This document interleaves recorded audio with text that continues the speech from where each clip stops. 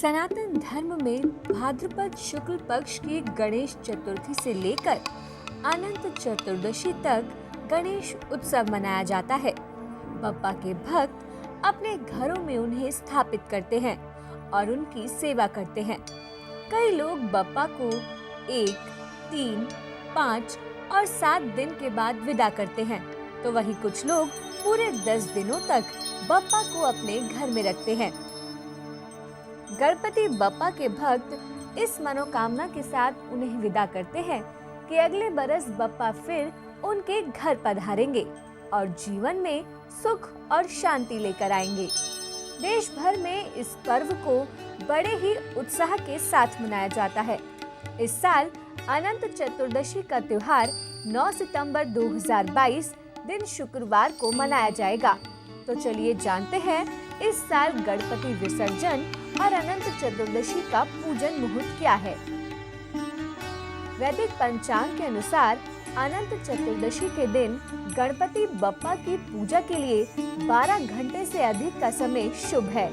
इस दिन गणेश जी की पूजा का शुभ मुहूर्त सुबह 6:03 से शाम 6:07 तक है।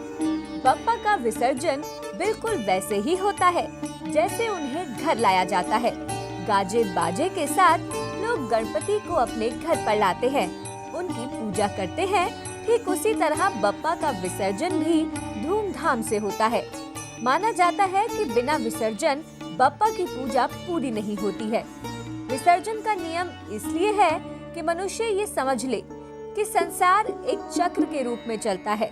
भूमि पर जिसमें भी प्राण आया है वह प्राणी अपने स्थान पर फिर लौट कर जाएगा और फिर समय आने पर पृथ्वी पर लौट आएगा। विसर्जन का अर्थ है मोह से मुक्ति। आपके अंदर जो मोह है उसे विसर्जित कर दीजिए।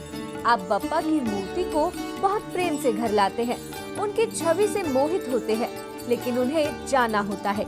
इसलिए मोह को उनके साथ विदा कर दीजिए और प्रार्थना कीजिए कि बप्पा फिर लौट कर आए। इसलिए कहते हैं गणपति बप्पा मोरया, अगले बरस तू जल्दी आ। भगवान गणेश को जल तत्व के अधिपति कहा जाता है। मुख्य कारण तो उनके विसर्जन का यही है कि अनंत चतुर्दशी के दिन भगवान गणपति की पूजा अर्चना के बाद उन्हें वापस जल में विसर्जित कर देते हैं। यानी वो जहाँ के अधिपति हैं उन्हें वहाँ पर पहुँचा दिया जाता है। लेकिन पुराणों में इसे लेकर कई कथाएं प्रचलित हैं। पुराणों में कहा गया है कि श्री वेद व्यास जी ने गणपति जी को गणेश चतुर्थी से महाभारत की कथा सुनानी शुरू की थी और गणपति उसे लिख रहे थे। इस दौरान व्यास जी ने अपने नेत्र बंद कर लिए और लगातार 10 दिनों तक कथा सुनाते गए और गणपति जी लिखते गए। 10 दिन बाद जब व्यास जी ने अपनी आंखें खोली तो उस वक्त गणपति जी के शरीर का तापमान बेहद बढ़ गया था, जिस कारण व्यास जी ने गणेश जी के शरीर को ठंडा करने के लिए उनसे जल में डुबकी लगवाई, जिसके बाद उनका शरीर ठंडा हो गया। तभी से मान्यता है कि गणेश जी को शीतल करने के लिए उनका विसर्जन करते हैं। इसके बाद व्यास जी ने 10 दिनों तक गणपति जी को उनके पसंद का भोजन कराया था।